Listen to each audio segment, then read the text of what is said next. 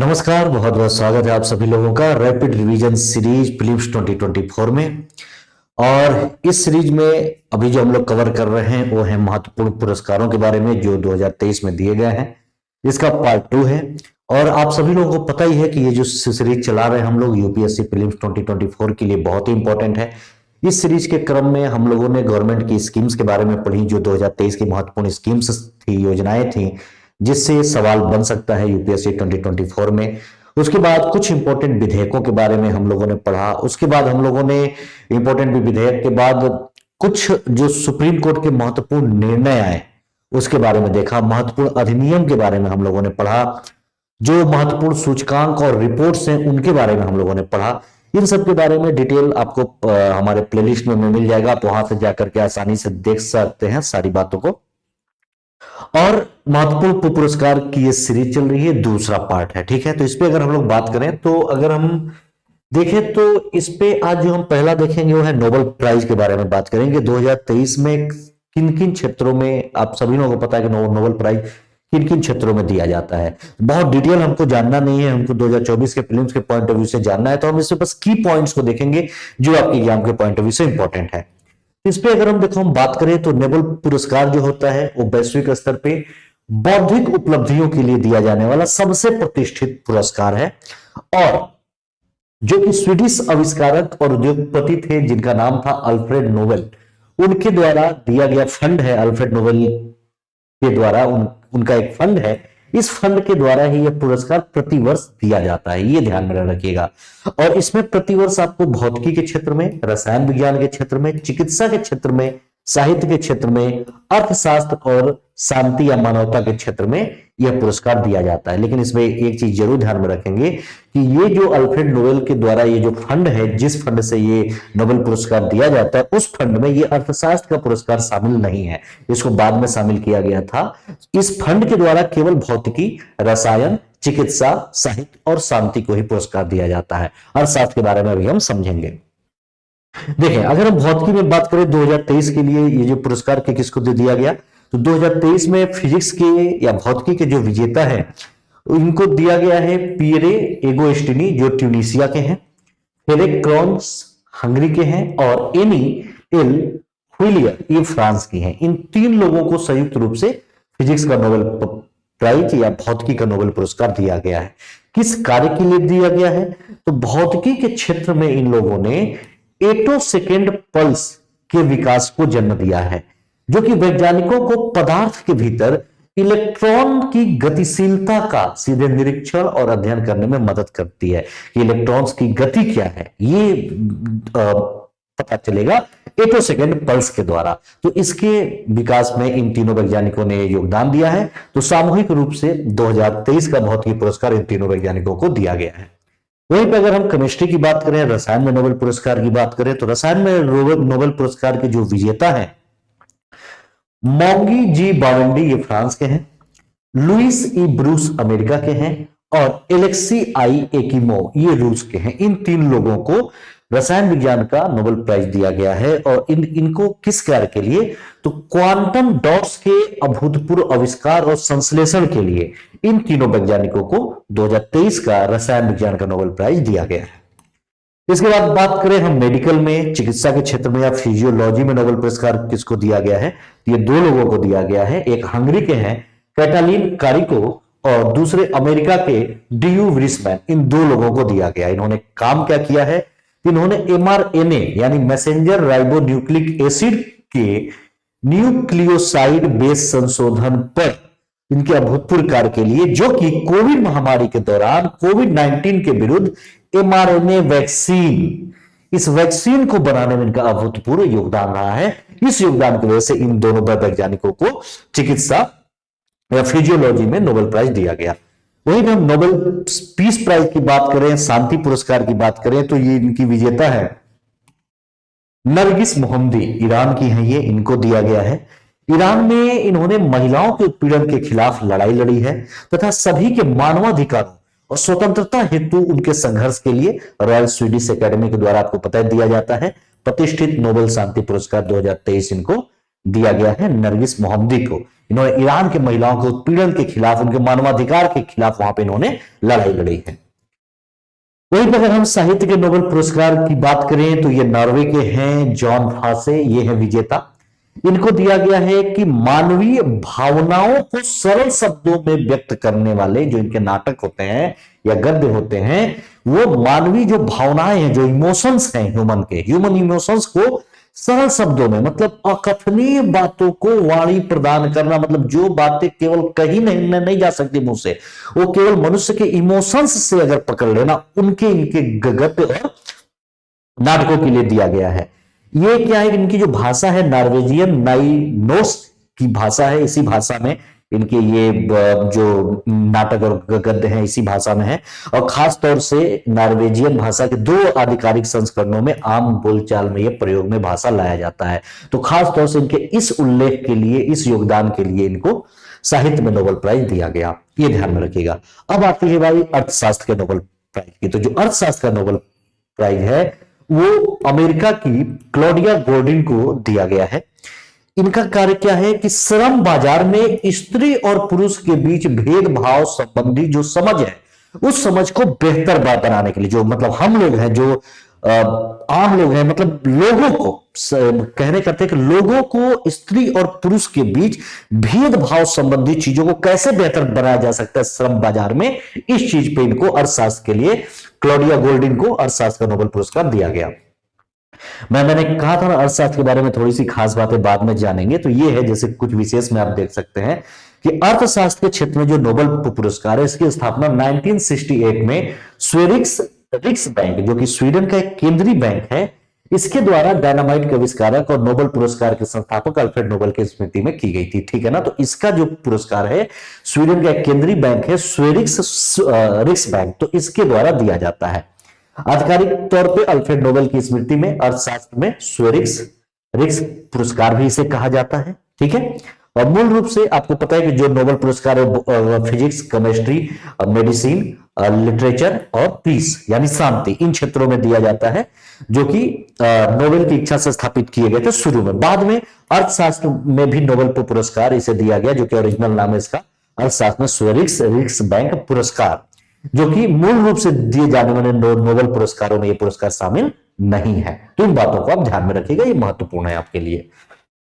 वही अगला जो इंपॉर्टेंट हम बात करें तो बुकर प्राइज की बात करेंगे कि 2023 का बुकर प्राइज किसे दिया गया। देखिए यहाँ पे 2 बातें हैं, एक होता है बुकर प्राइज, एक होता है अंतरराष्ट्रीय बुकर प्राइज। तो दोनों की बातें करेंगे, दोनों में आपको बिल्कुल कंफ्यूजन में नहीं होना है। ठीक है, तो पहले हम देखते हैं द बुकर प्राइज 2023 के बारे में। तो आयरलैंड के लेखक हैं पॉल लिंच, जिसका पीछे भी आपने इमेज देखा होगा, वही पॉल लिंच है, आयरलैंड के लेखक हैं। इनका उपन्यास है जिसका नाम है प्रॉफेट सॉन्ग। इस प्रॉफेट सॉन्ग के उपन्यास के लिए इनको बुकर पुरस्कार 2023 दिया गया है। यह प्रोग्राम लंदन में आयोजित एक कार्यक्रम था, वहीं पे इनको इस पुरस्कार से सम्मानित किया गया। यह प्रतिष्ठित सम्मान हासिल करने वाले 5वें आयरिश लेखक हैं। इनके पहले 4 लोगों को मिल चुका है जो आयरलैंड के आयरिश है उनको, तो ये ध्यान में रखिएगा। 5वें आयरलैंड के लेखक हैं जिनको यह पुरस्कार दिया गया है। इस पुरस्कार के बारे में कुछ खास बातें कि जो बुकर पुरस्कार है ये यूके यानी यूनाइटेड किंगडम और आयरलैंड में प्रकाशित अंग्रेजी में लिखी गई उपन्यास के सर्वश्रेष्ठ कृति को प्रदान किया जाता है। तो ये कुछ बेसिक बातें हैं जो जरूर ध्यान में रखिएगा कि जो बुकर प्राइज है, बुकर प्राइज यानी कि यूनाइटेड किंगडम और आयरलैंड में प्रकाशित अंग्रेजी में लिखे गए जो भी नॉवेल है, ठीक है ना, उनकी उत्कृष्ट सबसे बेहतरीन कृति के लिए दिया जाता है और यूके और आयरलैंड में प्रकाशित होंगे, ये ध्यान में रखेंगे। भारतीय मूल की लेखिका हैं चेतना मारू, ये भी इस बार इस दावेदारी में शामिल थी, लेकिन इनके बुक का भी चयन हुआ था, लेकिन फाइनल प्राइज इन्हें नहीं मिल पाया था। तो एक नाम ध्यान में रखिएगा कि किस लेखिका का जो हुआ था, तो वो आपको एक। अब इस मैन बुकर प्राइज में जो पुरस्कार दिया जाता है वो 50,000 पाउंड का पुरस्कार इसके तहत दिया जाता है। और उपन्यास के क्षेत्र में अगर हम बात करें, नॉवेल के क्षेत्र में बात करें, तो विश्व का सबसे अग्रणी साहित्यिक पुरस्कार है ये। साहित्य के क्षेत्र में, उपन्यास के क्षेत्र में, साहित्य के क्षेत्र में उपन्यासों में अगर हम बात करें तो सबसे अग्रणी प्राइज है बुकर प्राइज, और इसकी स्थापना 1969 में यूके में की गई थी। ठीक है, इसके बाद जो तो अगला है वो है द इंटरनेशनल बुकर प्राइज, अंतरराष्ट्रीय बुकर प्राइज के बारे में हम देखेंगे। 2023 को इनको दिया गया, इन दोनों लोगों को दिया गया है और इन दोनों लोगों को संयुक्त रूप से दिया गया है। अब इस पे आप एक गहरा सा संबंध है जरूर समझिएगा। आपने बुकर प्राइज के बारे में देख लिया, अब जो अंतरराष्ट्रीय बुकर प्राइज है इसमें एक अंतर है, क्या देखते हैं। ये 2023 के लिए जो अंतरराष्ट्रीय बुकर पुरस्कार है ये पाने वाले जोर्जी गोस्पोदिनोव हैं।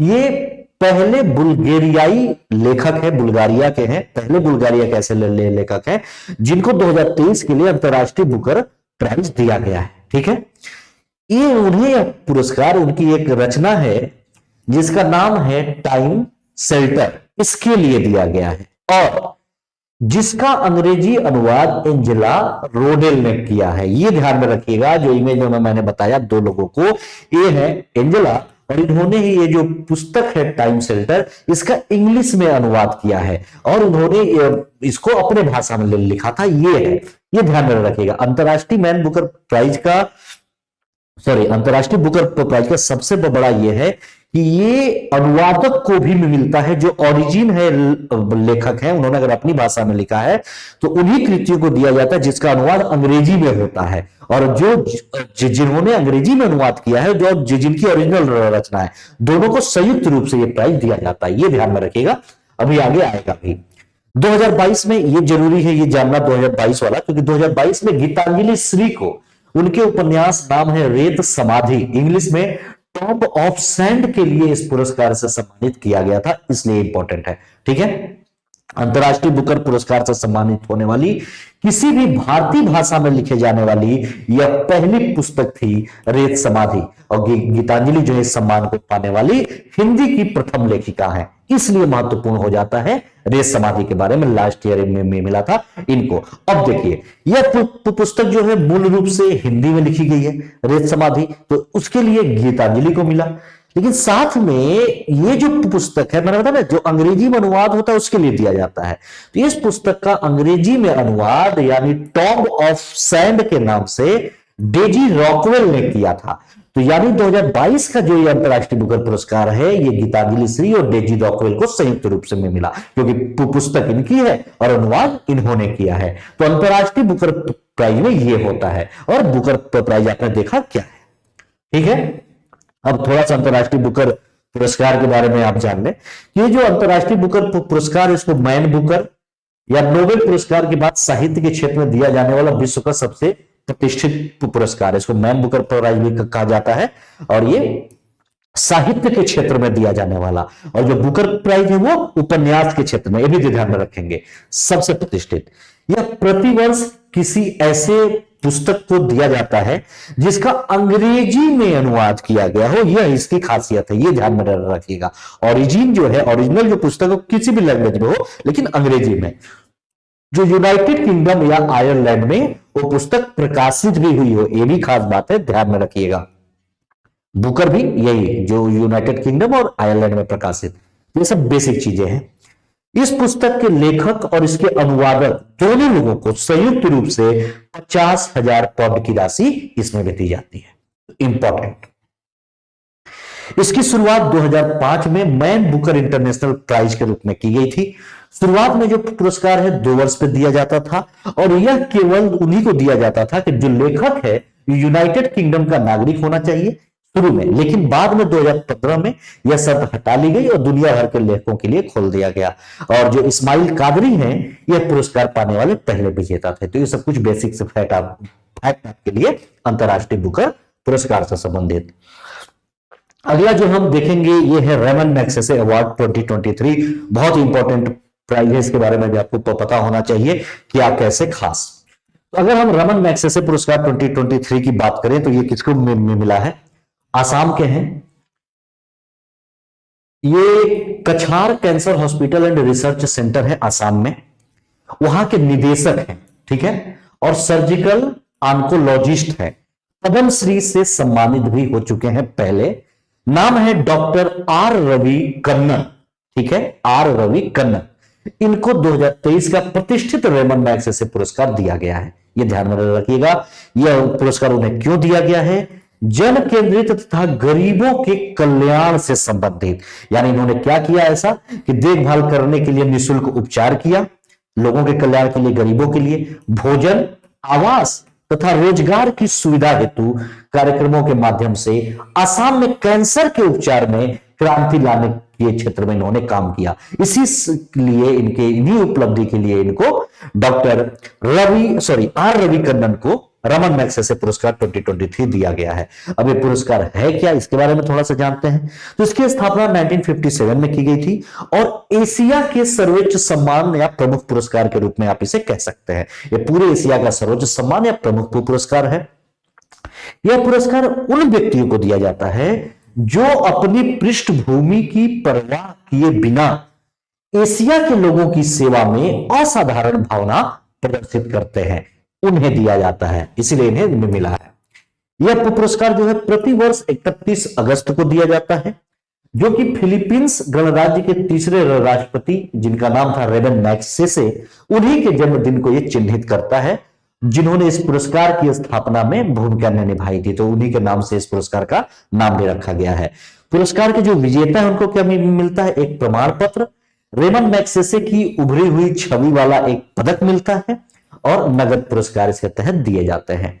और यह पुरस्कार अंतरराष्ट्रीय स्तर पर एशिया के नोबेल प्राइज के समकक्ष माना जाता है। ठीक है, तो ये एशिया के नोबेल प्राइज के बराबर इसका दर्जा है रेमन मैग्सेसे का। तो यह आपके लिए इंपॉर्टेंट है। अगला जो एक और हमारा ये जो प्राइज है ये है मार्कोनी प्राइज, बहुत ही इंपॉर्टेंट है। मार्कोनी पुरस्कार किस क्षेत्र में दिया जाता है ये देखते हैं, इंपॉर्टेंट है आपके लिए। ये एक्चुअली जो वैज्ञानिक कंप्यूटर के क्षेत्र में काम करते हैं, नाम है मार्कोनी प्राइज। हाल ही में कंप्यूटर वैज्ञानिक जिनका नाम है हरि बालकृष्णन, इनको मार्कोनी प्राइज 2023 से सम्मानित किया गया है। खास क्या है कि डॉक्टर बालकृष्णन जो है इनको वायर्ड और वायरलेस नेटवर्किंग, मोबाइल सेंसिंग एवं डिस्ट्रीब्यूटेड सिस्टम में बुनियादी योगदान देने के लिए यह पुरस्कार दिया गया है। तो ध्यान में रखिएगा, कंप्यूटर वैज्ञानिकों को यह पुरस्कार दिया जाता है Marconi prize. Marconi prize computer वैज्ञानिकों हेतु एक शीर्ष सम्मान है। जो भी वैज्ञानिक कंप्यूटर के क्षेत्र में काम करते हैं तो उसमें दिया जाने वाला उच्च सम्मान है।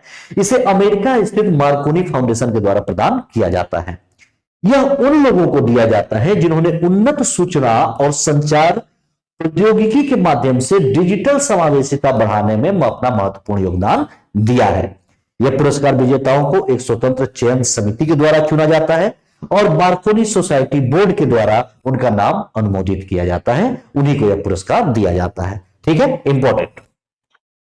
अगला है एबल प्राइज। ये एबल प्राइज क्या है, ये इसके बारे में जाने। 2023 का क्या है खास बात इसके लिए भी है। एबल पुरस्कार लुइस कैफरेली इनको दिया गया है। गैर रैखिक आंशिक अंतर समीकरणों के लिए इन्होंने एक सिद्धांत दिया, उसके ऊपर उनके योगदान के लिए 2023 का एबल पुरस्कार दिया गया, जिसमें मुक्त सीमा समस्याएं, मोंगे एम्पियर समीकरण शामिल है। अब खास तौर पर आप यह समझिए कि ये सारे जो आप नाम सुन रहे हैं ये किस विषय से संबंधित है, गणित से संबंधित है। तो एबल पुरस्कार जो है वो गणित के क्षेत्र में दिया जाता है। ठीक है, एबल पुरस्कार गणित के क्षेत्र में एक प्रतिष्ठित पुरस्कार है, ये ध्यान में रखेंगे, जो गणित में अग्रणी वैज्ञानिकों की उपलब्धियों के लिए दिया जाता है। अब इन्होंने लुइस कैफरेली ने कुछ सिद्धांत जो दिए थे उनके क्या है ये भी हम देखेंगे थोड़ा। इनका नाम नॉर्वे के गणितज्ञ नील्स हेनरिक एबेल, उनका नाम था, उन्हीं गणितज्ञ के नाम पे एबल प्राइज का नाम रखा गया है। नॉर्वेजियन संसद ने 2002 में पुरस्कार की स्थापना की और इसमें 7.5 मिलियन क्रोनर यानी तकरीबन $7,20,000 का मौद्रिक पुरस्कार और एक कांच की पट्टिका इस पुरस्कार के तहत दिया जाता है। ठीक है, यह नॉर्वे के शिक्षा मंत्रालय की ओर से Norwegian academy of sciences letters के द्वारा प्रदान किया जाने वाला पुरस्कार है। एक और इंपॉर्टेंट है जो अगला इस बार के लिए हम लोग देख सकते हैं, पेन प्रिंटर प्राइज 2023 क्या है इसके बारे में अभी हम समझेंगे। तो प्रसिद्ध कवि और लेखक हैं, नाम है माइकल रोसेन। इनको क्या है कि उनके साहित्यिक योगदान के लिए प्रतिष्ठित पेन प्रिंटर पुरस्कार 2023 से सम्मानित किया गया है। रोसेन को अपने कार्य और प्रदर्शन के माध्यम से, ध्यान दीजिएगा, इस माध्यम से बच्चों के लिए कविता को सुलभ बनाने के लिए जाना जाता है। उनके विषय प्रायः सामाजिक, राजनीतिक और नैतिक होते हैं। इन मुद्दों पे वो कविताएं लिखते हैं जो बच्चों के लिए को आसानी से समझ में आ जाए।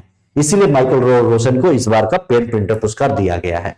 अब ये पुरस्कार है क्या, इसके बारे में थोड़ा आप जान लें। तो पेन प्रिंटर पुरस्कार जो है, इसकी स्थापना सन 2009 में की गई थी। इंग्लिश पेन संस्था एक ऑर्गेनाइजेशन है, उसके द्वारा, जो एक वैश्विक साहित्यिक नेटवर्क का संस्थापक केंद्र है। और यह संस्था साहित्य और मानवाधिकारों को बढ़ावा देती है। ठीक है, इस पुरस्कार का नाम हेरोल्ड पिंटर के नाम पर रखा गया है। ऑर्गेनाइजेशन है पेन और संस्थापक है पिंटर, इसलिए पेन एंड पिंटर, जो कि इंग्लिश पेन के उपाध्यक्ष और international PEN writers in prison committee के सक्रिय सदस्य थे, इसीलिए इसका नाम पेन एंड प्रिंटर पुरस्कार। इस पुरस्कार का उद्देश्य क्या है? तो इसका उद्देश्य है कि दूसरों की गरिमा और अधिकारों की रक्षा के लिए लेखन कार्य करने वाले लेखकों की पहचान करना। और यह पुरस्कार प्रति वर्ष दिया जाता है यूनाइटेड किंगडम, आयरलैंड गणराज्य, राष्ट्रमंडल अथवा पूर्व राष्ट्रमंडल में रहने वाले किसी भी लेखक को दिया जाता है प्रत्येक वर्ष। ठीक है ना। विजेता को अंग्रेजी में लिखे गए साहित्यिक उत्कृष्टता वाले नाटकों, कविताओं, निबंध और कथा साहित्य का लेखक होना चाहिए। इंग्लिश में जो लिखा है उन्हें, ये इंपॉर्टेंट है, ध्यान में रखिएगा। अगला जो है नॉर्मन ई बोरलॉग पुरस्कार, जो इस बार के लिए इंपॉर्टेंट हो सकता है, डॉक्टर स्वाति नायक को दिया गया है। ये क्या है कि भारतीय कृषि वैज्ञानिक हैं डॉक्टर स्वाति नायक, जिन्होंने उड़ीसा में जो लोकल समुदाय है वहां का, वो इन्हें बिहना दीदी या सीड लेडी के नाम से इन्हें पुकारते हैं, या उड़ीसा में इनको इस नाम से जाना जाता है, क्योंकि आपको पता ना सीड मीन्स बीज, इसलिए बीज से बिहना, तो उसके लिए। ठीक है, और इन्हें ही 2023 में नॉर्मन ई बोरलॉग पुरस्कार दिया गया था। इसके पहले 2012 में अदिति मुखर्जी और 2022 में महालिंगम गोविंद राज को दिया गया था। दो महिलाएं हैं जिन्होंने इनसे पहले इस पुरस्कार को पाया। तीसरे नंबर पे ये हैं जिनको इस बार मिला। खास तौर से क्या, क्योंकि उन्होंने कृषि के क्षेत्र में विशेष रूप से सूखा सहिष्णु चावल के क्षेत्र में उल्लेखनीय योगदान दिया। यानी कि आपको पता है कि धान की खेती के लिए ज्यादातर पानी की आवश्यकता होती है, और वैसे क्षेत्र जो कि सूखा प्रभावित है, या वैसे क्षेत्र जो केवल वर्षा पर डिपेंड है धान की खेती के लिए, तो ऐसे क्षेत्रों में ठीक तरीके से धान की खेती हो नहीं पाती। तो इन्होंने ऐसे बीज को बनाया, धान के बीज के या किस्म तैयार की, जो सूखा प्रभावित क्षेत्रों में भी उत्पादन ठीक तरीके से होता है। इसीलिए इनको सीड लेडी के नाम से वहां पे जाना जाता है। इनको कृषि क्षेत्र का प्रतिष्ठित पुरस्कार नॉर्मन ई बोरलॉग पुरस्कार दिया गया है। अब इस पुरस्कार के बारे में हम थोड़ा सा जान लेते हैं, क्या है ये पुरस्कार। तो ये पुरस्कार रॉकफेलर फाउंडेशन के द्वारा समर्थित है, जो प्रत्येक वर्ष अक्टूबर माह में डेस मोइनेस आयोवा, जो कि एक अमेरिका में विश्व खाद्य फाउंडेशन है, इसके द्वारा दिया जाता है। 40 वर्ष से कम आयु के व्यक्तियों को दिया जाता है जिन्होंने अंतरराष्ट्रीय कृषि और भोजन उत्पादन में उल्लेखनीय विज्ञान आधारित उपलब्धियां हासिल की हैं, उनको सम्मानित करने के लिए। तो ये भी ध्यान में रखिएगा, 40 वर्ष से कम उम्र के व्यक्तियों के लिए। ठीक है, इस पुरस्कार का नाम हरित क्रांति के जनक थे, आप सभी को पता होगा, जिनको 1970 में नोबेल का शांति पुरस्कार भी मिला था, नॉर्मन ई बोरलॉग। इनको हरित क्रांति के जनक के रूप में जाना जाता था, इन्हीं को के नाम पे इसका नाम रखा गया है। पुरस्कार में क्या है कि क्या क्या दिया जाता है कि मेक्सिको के खेतों में काम करते हुए डॉक्टर नॉर्मन ई बोरलॉग की छवि खेतों में काम करते हुए दिखाया गया है, और $10,000 अमेरिकी डॉलर का नगद पुरस्कार इसके तहत यहाँ पे दिया जाता है। इसमें बात करें तो डॉक्टर स्वाति नायक को दिया गया, इनका क्या योगदान है थोड़ा सा आप देखें। इन्होंने उड़ीसा में सूखा सहिष्णु सहभागी धान चावल की किस्म पेश की, जो सूखा के क्षेत्र में होता है। वर्षा आधारित क्षेत्रों में बड़ा बदलाव आया है, जो केवल वर्षा पे डिपेंडेंट क्षेत्र है, वहां पे भी धान की खेती अच्छी होने लगी।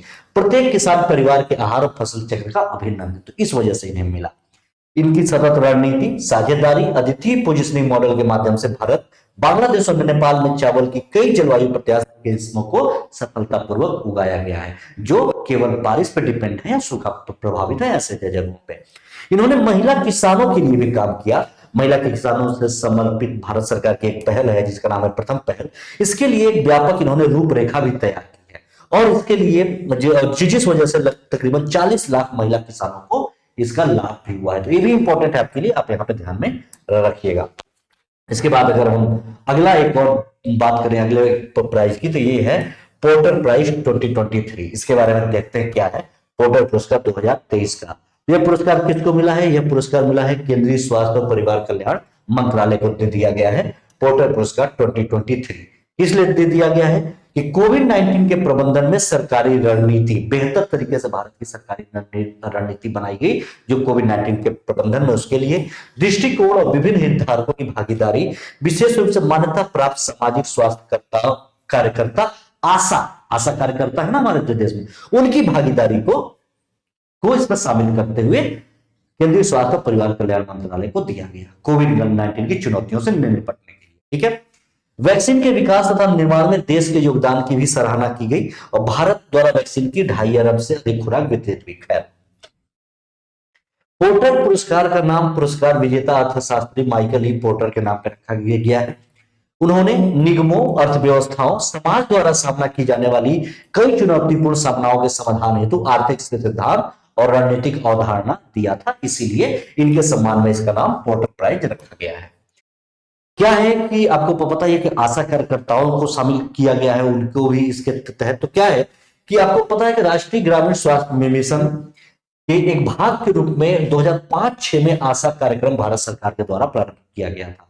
ठीक है, और वर्ष 2013 में राष्ट्रीय शहरी स्वास्थ्य मिशन का भी जब शुभारंभ हुआ तो उस कार्यक्रम के शहरी क्षेत्रों में भी इनको विस्तारित किया गया, तो इसलिए ध्यान में रखिएगा। और आशा कार्यक्रम का मूल उद्देश्य क्या है कि समुदाय के सदस्यों की क्षमता का निर्माण करना ताकि वे अपने स्वयं के स्वास्थ्य की देखभाल कर सकें और स्वास्थ्य सेवाओं में भागीदार बन सके। आप लोगों ने गांव में देखा होगा ना, और आशा कार्यकर्ताएं होती हैं जो जाके घर घर पोलियो ड्रॉप पिलाती हैं, जो गर्भवती महिलाएं होती हैं उनको उसके बारे में जानकारी, प्रजनन के बारे में जानकारी, स्तनपान के बारे में जानकारी, जो स्तनपान कराने वाली माताएं होती हैं, या और भी जो सार्वजनिक समुदाय से संबंधित जानकारी होती है, ये सब जाके लोगों को बताती हैं। तो ये इंपॉर्टेंट है, ध्यान में रखिएगा। अगला एक और हमारा इंपॉर्टेंट पुरस्कार है सांख्यिकी का अंतरराष्ट्रीय पुरस्कार। ठीक है ना, इंटरनेशनल प्राइज इन स्टैटिस्टिक्स। क्या है ये देखें, इंपॉर्टेंट 2023 का सांख्यिकी में अंतरराष्ट्रीय पुरस्कार। तो एक प्रमुख भारतीय अमेरिकी गणितज्ञ और सांख्यिकीविद, नाम है कल्याणपुरी राधाकृष्ण राव यानी CR राव, इनको सांख्यिकी में 2023 का अंतरराष्ट्रीय पुरस्कार दिया गया है। ठीक है, इनको इस पुरस्कार को सांख्यिकी क्षेत्र का नोबेल प्राइज भी कहा जाता है। इस पे अगर हम बात करें तो इन्होंने कौन कौन से कार्य किए हैं, थोड़ा सा इसके बारे में देख ले लेते हैं। तो कलकत्ता मैथमेटिकल सोसाइटी के बुलेटिन में 1945 में प्रकाशित हुआ था उस समय। इनके कुछ शोध पत्र में 3 मूलभूत परिणाम थे, इन्होंने उसका प्रदर्शन किया था। इनके इन परिणामों ने सांख्यिकी के आधुनिक क्षेत्र के लिए मार्ग प्रशस्त किया है और आज विज्ञान में बड़े पैमाने पर उपयोग किए जाने वाले सांख्यिकी उपकरण प्रदान किए जा रहे हैं इनके जो इन्होंने प्रकाशित किया था, इनका जो शोध था वो। अब देखिए इन्होंने कौन कौन सा सिद्धांत दिया था। तो इन्होंने सिद्धांत दिया था क्रैमर राव लोअर बाउंड सांख्यिकी के क्षेत्र में। ये होता है, ये जानने का एक साधन प्रदान करता है कि कब किसी मात्रा का अनुमान लगाने का तरीका उतना ही अच्छा है जितना कि कोई भी तरीका हो सकता है। इनका एक ऐसे सिद्धांत था। एक इनका सिद्धांत था राव ब्लैकवेल प्रमेय। इस प्रमेय के द्वारा अनुमान को इष्टतम अनुमान में बदलने का साधन प्रदान करता है और एक परिणाम मिलकर एक आधार बनाते हैं जिसपे उसी आधार में बहुत सारे आंकड़े बनाए जा सकते हैं। एक और इन्होंने दिया था सूचना ज्यामिति का, इन्होंने 3 दिए था ना परिणाम। तो तीसरा है सूचना ज्यामिति, एक नए अंतः विषयक क्षेत्र के रूप में विकसित हुआ जो अंततः सूचना ज्यामिति के रूप में स्थापित हुआ था। सूचना ज्यामिति संभाव्यता वितरण के परिवारों की ज्यामिति संरचना का अध्ययन है। ये सब आप कॉन्सेप्ट के लिए ध्यान में रखेंगे, आपको रटना नहीं है। अब ये इन्होंने जो योगदान दिया उसका महत्व क्या है ये देखें।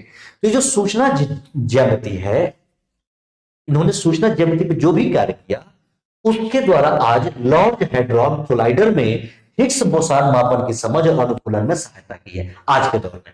और कृत्रिम बुद्धिमत्ता, डेटा विज्ञान, सिग्नल प्रोसेसिंग, आकृति वर्गीकरण और छवि पृथक्करण की प्रगति में योगदान दिया है, इसलिए इनको पुरस्कार दे दिया गया। जो इनका एक योगदान था राव ब्लैकवेल प्रमेय, इसके द्वारा क्या हुआ कि स्टीरियोलॉजी, कर्ण निस्पंदन, कंप्यूटेशनल अर्थमिति सहित अन्य चीजों पे ये आज के समय में लागू किया जा रहा है। वहीं पे क्रैमर राव लोअर की बात करें, मतलब क्रैमर राव लोअर बाउंड की बात करें तो ये signal processing, spectroscopy, radar system, multiple image radiography, risk analysis और क्वांटम फिजिक्स जैसे क्षेत्रों में इनका ये सिद्धांत आज भी उपयोग में आता है, इसीलिए इनको यह पुरस्कार दिया गया है। इंपॉर्टेंट है।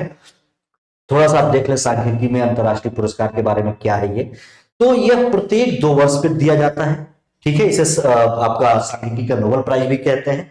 5 प्रमुख अंतरराष्ट्रीय सांख्यिकी संगठनों के सहयोग से, ठीक। पुरस्कार सांख्यिकी क्षेत्र में एक व्यक्ति या एक टीम के द्वारा बड़ी उपलब्धि, विशेष रूप से शक्तिशाली और मूल विचारों की उपलब्धि को मान्यता प्रदान करता है, जिसने अन्य विषयों में व्यवहारिक अनुप्रयोगों और सफलताओं को जन्म दिया हो, उसे हित दिया जाता है। यह पुरस्कार Nobel prize, Abel prize, Fields में मेडल और ट्यूरिंग पुरस्कार के बाद तैयार किया गया है इस क्षेत्र में, गणित के क्षेत्र में।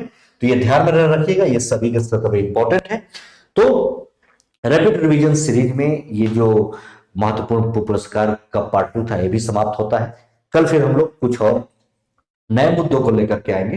तो चलिए मिलेंगे नेक्स्ट सेशन में, तब तक के लिए धन्यवाद, नमस्कार।